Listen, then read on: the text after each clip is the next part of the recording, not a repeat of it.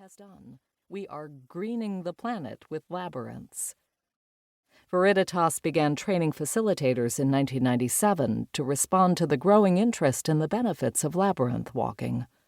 I found that people need a brief, non-intellectual introduction to the labyrinth and a few guidelines for walking it so they feel free to return on their own.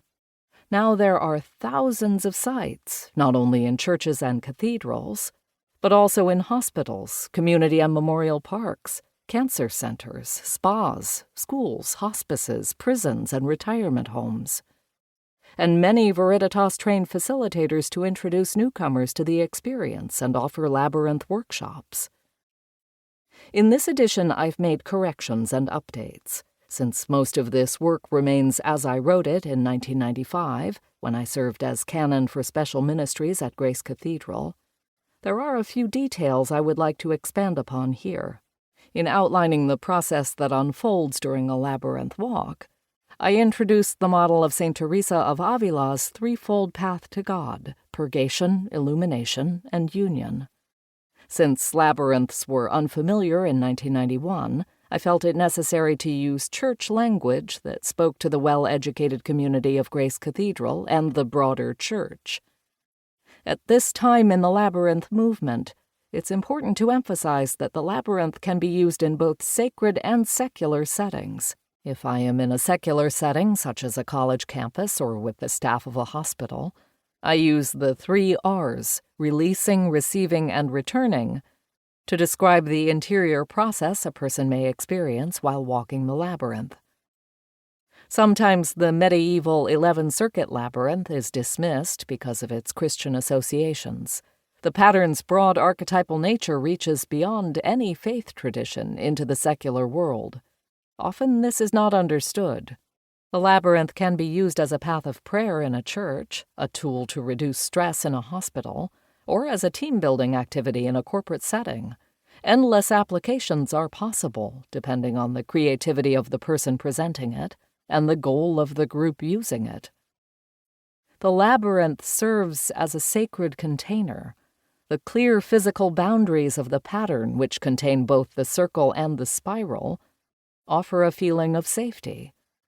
This container is even more powerful when we add community. New emotions, unique thoughts, and a sense of being at one with others can enter our awareness. There are 2 main ways to use the labyrinth: meditative walking and ritual or ceremonial use. Walking a sacred path articulates a process for meditative walking and offers 3 areas that the labyrinth can address: healing, specifically psychospiritual healing, self-knowledge, now called shadow work, and co-creation, now called soul assignment.